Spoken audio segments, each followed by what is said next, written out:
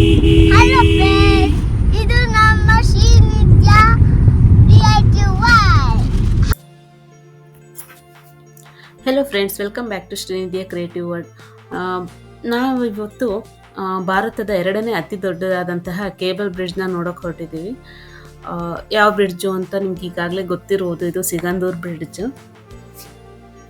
ಸಾಗರದಿಂದ ಸಿಗಂದೂರ್ ಚೌಡೇಶ್ವರಿ ದೇವಾಲಯಕ್ಕೆ ಹೋಗುವಂತಹ ಪ್ರಮುಖ ಮಾರ್ಗ ಇದು. ಇತ್ತೀಚೆಗಷ್ಟೇ ಇದ್ರದ್ದು ಉದ್ಘಾಟನೆ ನಡೆದಿದೆ. ಈಗ ಜನರು ಕೂಡ ಓಡಾಡೋಕ್ಕೆ ಅವಕಾಶ ಇದೆ. ಹಾಗಾಗಿ ಇವತ್ತು ನಾವು ಈ ಬ್ರಿಡ್ಜನ್ನು ನೋಡ್ಕೊಬರೋಣ ಅಂತ ಹೊರಟಿದ್ದೀವಿ. ಬನ್ನಿ ಹೋಗ್ಬರೋಣ. ಈ ಮಳೆಗಾಲದಲ್ಲಂತೂ ಮಲೆನಾಡು ನೋಡೋಕೆ ಎಷ್ಟು ಚೆಂದ ಅಲ್ವಾ. ಸುತ್ತ ಹಸಿರು, ಸೋನೆ ಮಳೆ, ತುಂಬ ಖುಷಿಯಾಗುತ್ತೆ. ಬನ್ನಿ ಈ ಹಸಿರನ್ನ ನೋಡ್ಕೊತಾ ನಾವು ಬ್ರಿಡ್ಜ್ ಕಡೆಗೆ ಹೋಗೋಣ. ಸಿಗಂದೂರು ಬ್ರಿಡ್ಜ್ಗೆ ಸಾಗರದಿಂದ ಸುಮಾರು 35 ಕಿಲೋಮೀಟ್ರ್ ಆಗ್ಬೋದು. ಅರ್ಧ ಗಂಟೆಲಿ ಹೋಗಿ ತಲುಪ್ತೀವಿ. ಬಟ್ ಏನಂದರೆ ಈ ಹಸಿರು, ಈ ಕಾಡು, ತೋಟ ಎಲ್ಲ ನೋಡ್ಕೊತಾ ಹೋದರೆ ನಮಗೆ ಸಮಯ ಹೋಗಿದ್ದೇ ಗೊತ್ತಾಗೋದಿಲ್ಲ.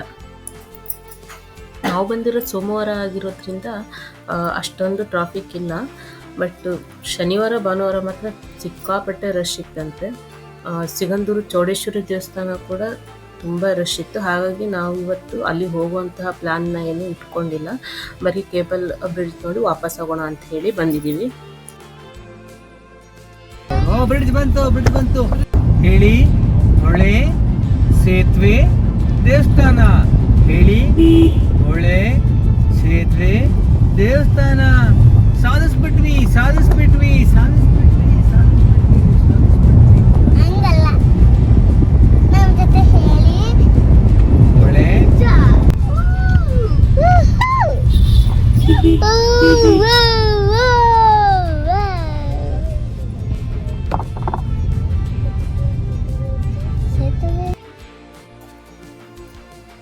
ಇದು ಸಿಗಂದೂರು ಸೇತುವೆಯ ಎಂಟ್ರೆನ್ಸ್. ಇದನ್ನ ಅಂಬಾರಗೋಡ್ಲು ಕಳಸವಳ್ಳಿ ಸೇತುವೆ ಅಂತ ಕೂಡ ಹೇಳ್ತಾರೆ.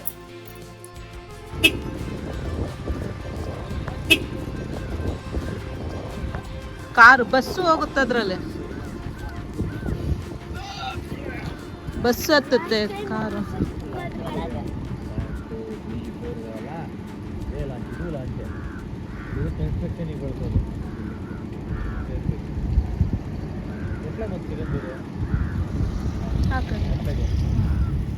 ಅಲ್ಲೋ ಚುಕ್ಕಿ ಐಲ್ಯಾಂಡ್, ಮಧ್ಯಭೂಮಿ, ಸುತ್ತ ನೀರು, ಮಧ್ಯಭೂಮಿ.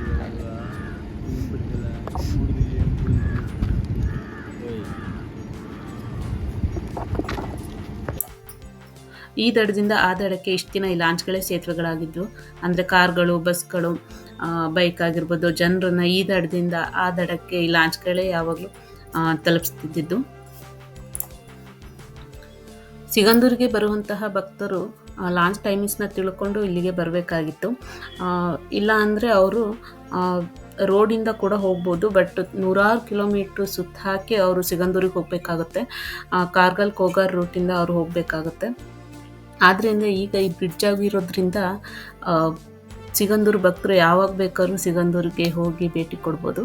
ಹಾಗೆ ಇಲ್ಲಿ ಬರೀ ಸಿಗಂದೂರು ಅಷ್ಟೇ ಅಲ್ಲ, ಕೊಲ್ಲೂರು ಆಗಿರ್ಬೋದು, ಭೀಮೇಶ್ವರ, ಇನ್ನೂ ಅನೇಕ ಪ್ರವಾಸ ತಾಣಗಳಿಗೆ ಈ ಬ್ರಿಡ್ಜ್ ದಾರಿ ಮಾಡಿಕೊಟ್ಟಿದೆ. ಈ ಸೇತುವೆ ಓಪನ್ ಆದಮೇಲೆ ಈ ಲಾಂಚ್ಗಳ ವ್ಯವಸ್ಥೆ ಇಲ್ಲ ಅನ್ನೋದನ್ನು ನಾನು ಕೇಳ್ಪಟ್ಟೆ. ತುಂಬ ಮಿಸ್ ಮಾಡ್ಕೋತೀವಿ ನಾವು ಈ ಲಾಂಚ್ನ.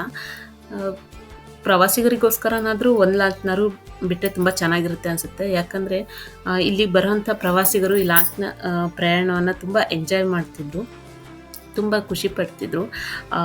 ಸುತ್ತ ಈ ಹರಿತಿರುವಂತಹ ಶರಾವತಿ ಹಿನ್ನೀರಿನಲ್ಲಿ ಈ ಲಾಂಚ್ ಮೇಲೆ ಹೋಗೋಕ್ಕೆ ಯಾರಿಗೆ ತಾನೇ ಇಷ್ಟ ಆಗಲ್ಲ ಹೇಳಿ.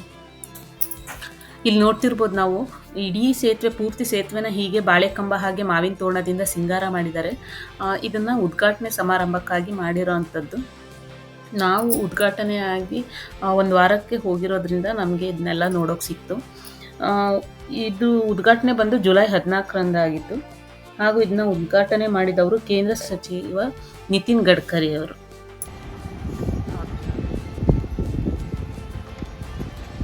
ಆವಾಗಲಿಂದ ನಮ್ಮ ಹಿಂದೆ ಬರ್ತಿರೋದು.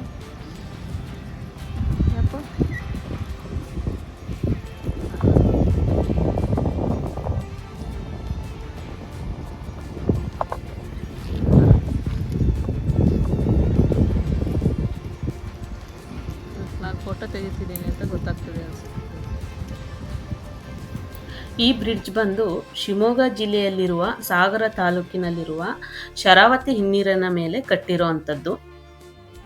ಇದ್ರ ಉದ್ದ ಬಂದು ಸುಮಾರು 2.5 ಕಿಲೋಮೀಟರ್ ಹತ್ತಿರ ಇದೆ. ಹಾಗೆ ಅಗಲ ಬಂದು 16 ಮೀಟರ್ ಅಗಲ ಇದೆ. ಹಾಗೆ ನಿಮಗೆ ನೋಡ್ತಾ ಇರ್ಬೋದು, ಪಾದಚಾರಿಗಳಿಗೆ ಓಡಾಡಕ್ಕೆ ಕೂಡ ಜಾಗ ಬಿಟ್ಟಿದ್ದಾರೆ. ತುಂಬ ವಿಶಾಲವಾಗಿರುವಂತಹ ಸೇತುವೆ ಇದು. ಇಲ್ಲಿ ನೋಡ್ತಾ ಇರೋದು ಸುತ್ತ ಬ್ಯಾಕ್ ವಾಟರ್ ಇದೆ.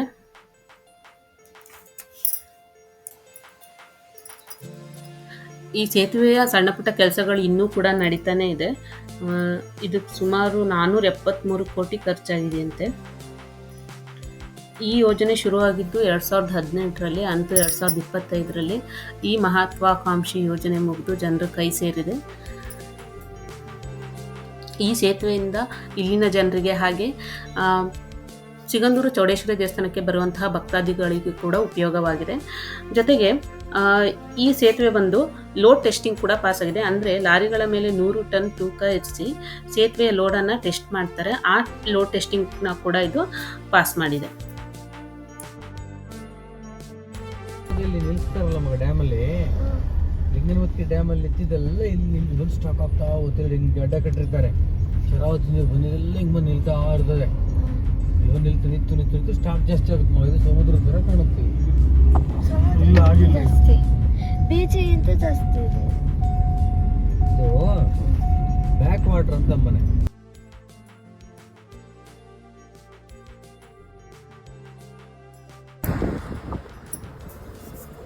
ಕೆಳಗೆ ಹರಿತಿರುವಂತಹ ಶರಾವತಿ ನದಿ ಆಗಿರ್ಬೋದು, ಮಧ್ಯ ಮಧ್ಯೆ ಕಾಣಸಿಗುವಂತಹ ದ್ವೀಪಗಳಾಗಿರ್ಬೋದು, ಸುತ್ತಲ ಹಸಿರಿನ ಪರ್ವತಗಳು, ಹಾಗೆ ಈ ಮಂಜಿನಿಂದ ಕೂಡಿದಂಥ ಈ ವಾತಾವರಣ. ನಿಜವಾಗ್ಲೂ ಇಲ್ಲಿಗೆ ಬಂದರೆ ನಾವು ಇದನ್ನೆಲ್ಲ ಎಂಜಾಯ್ ಮಾಡ್ಬೋದು. ನಾವು ಇಲ್ಲಿಂದ ಸಾಗರದಿಂದ ಸಿಗಂದೂರು ಚೌಡೇಶ್ವರಿಗೆ ಹೋಗ್ಬೇಕಾದ್ರೆ ನಿಜವಾಗ್ಲೂ ಖಂಡಿತವಾಗ್ಲೂ ನಾವು ಈ ಬ್ರಿಡ್ಜಲ್ಲಿ ಒಂದು ಸ್ಟಾಪ್ ಕೊಡ್ತೀವಿ. ಯಾಕಂದರೆ ಅಷ್ಟು ಚೆನ್ನಾಗಿದೆ ಇಲ್ಲಿನ ವಾತಾವರಣ. ಸಂಜೆಯ ಮೇಲೆ ಇಲ್ಲಿ ಲೈಟಿಂಗ್ಸ್ ಕೂಡ ಇರುತ್ತೆ. ನಾವು ಹಗಲೊತ್ತು ಬಂದಿರೋದ್ರಿಂದ ನಾವು ಅದನ್ನು ಮಿಸ್ ಮಾಡ್ಕೋತಾ ಇದ್ದೀವಿ. ಸಿಗಂದೂರು ಬ್ರಿಡ್ಜ್ ಓಪನ್ ಆದಾಗಿಂದ ಇಲ್ಲಿ ತುಂಬಾ ಪ್ರವಾಸಿಗರು ಬರ್ತಿದ್ದಾರೆ. ಇಲ್ಲಿ ಬ್ರಿಡ್ಜ್ ನೋಡೋಕ್ಕಾಗಿರ್ಬೋದು, ಹಾಗೆ ಸಿಗಂದೂರು ಚೌಡೇಶ್ವರಿ ದೇವಸ್ಥಾನಕ್ಕೆ ಭೇಟಿ ಕೊಡೋಕ್ಕಾಗಿರ್ಬೋದು, ತುಂಬ ಜನ ಪ್ರವಾಸಿಗರು ಬರ್ತಾ ಇದ್ದಾರೆ.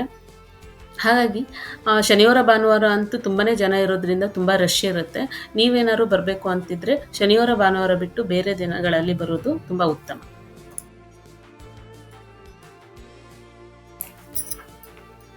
ಅಂತೂ ಇಲ್ಲಿನ ಜನರ ಬಹುದಿನಗಳ ಬೇಡಿಕೆ ಅಥವಾ ಕನಸು ಅಂತಲೇ ಹೇಳ್ಬೋದು, ಅದು ಈಗ ಈಡೇರಿದೆ. ಆದರೆ ಇಲ್ಲಿಗೆ ಬಂದಂತಹ ಪ್ರವಾಸಿಗರು ಎಲ್ಲೆಂದರಲ್ಲಿ ಕಸವನ್ನು ಹಾಕ್ತಾ, ಮೂತ್ರ ವಿಸರ್ಜನೆ ಮಾಡ್ತಾ ಇಲ್ಲಿನ ಪರಿಸರನ ಹಾಗೂ ಇಲ್ಲಿನ ಸೊಬಗನ್ನು ಹಾಳು ಮಾಡ್ತಿದ್ದಾರೆ. ಸರ್ಕಾರ ಕೋಟ್ಯಾಂತರ ರೂಪಾಯಿಗಳನ್ನು ಖರ್ಚು ಮಾಡಿ ನಮಗೆ ಕೊಟ್ಟಿರುವಂತಹ ಈ ಸೌಲಭ್ಯವನ್ನು ನಾವು ಸರಿಯಾಗಿ ಬಳಸಿಕೊಳ್ಳೋಣ ಹಾಗೂ ಉಳಿಸಿಕೊಳ್ಳೋಣ.